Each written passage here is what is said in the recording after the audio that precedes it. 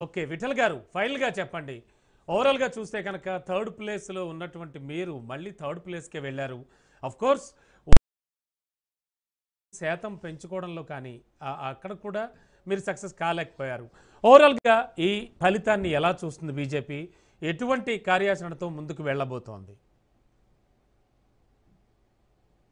Party గెలిచినట్టు నవీన్ యాదవ్ కి అభినందనలు తెలియజేస్తూ ప్రజా హ్మ్. తీర్పును మేము గౌరవిస్తాం ఇప్పటికైనా. హ్మ్. ఇవాళ కేసీఆర్ గారి ప్రెస్ మీట్ నేను విన్నాను. హ్మ్. సో వారు ఒక మాట అన్నారంటే, మేము ప్రధాన ప్రతిపక్ష పార్టీ మళ్ళీ మా ప్రతిపక్ష పార్టీగా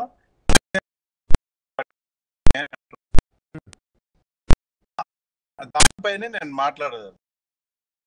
ఇప్పుడు ఇవాళ బిఆర్ఎస్ పార్టీ అనేది కేసీఆర్ గారు ఒక పోరాట యోధుడు, ఉద్యమ నాయకుడు, తెలంగాణ రాష్ట్రం సాధించిన ఘనత వారికి ఎప్పటికీ గౌరవం ఉంది. హ్మ్. కేసీఆర్ గారు ఇప్పుడు ఇద్దరు నాయకులు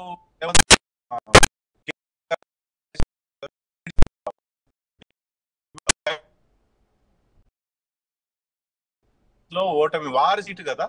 సికింద్రాబాద్ లో వాళ్ళ సీటే, హ్మ్. జూబ్లీస్ లో వాళ్ళ సీటే, రెండు బీఆర్ఎస్ సీట్లు. బీఆర్ఎస్ సీట్లు ఓడిపోయింది కాంగ్రెస్ ఖాతాలో పడితే వైఫల్యం ఎవరు తీసుకుంటారు ఇక్కడ? హ్మ్. కేటీఆర్ గారా, హరీష్ రావు చేస్తారు. దీర్ఘకాలం సందర్భంలో రుజువైంది.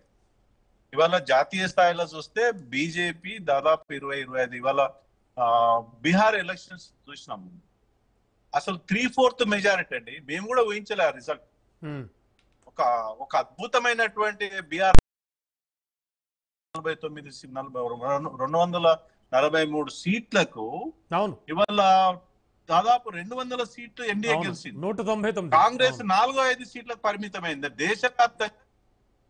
దేశవ్యాప్తంగా కర్ణాటకలో, ఒకవైపు తెలంగాణలో, హిమాచల్ ప్రదేశ్ లో ఉంది. హ్మ్. సరే, ఇది బై ఎలక్షన్ కాబట్టి అధికార పార్టీకి అవకాశం ఉంటది కాబట్టి అధికార పార్టీ యంత్రాంగాన్ని ఉపయోగించుకోవచ్చు, గెలవచ్చు. బై ఎలక్షన్ లో అధికార పార్టీ గెలిస్తే గొప్పతనం కాదు. హ్మ్. కానీ జనరల్ ఎలక్షన్స్ కి వచ్చేసరికి చాలా ప్రజా తీర్పు వేరుగా ఉంటది. ఓకే. అవును.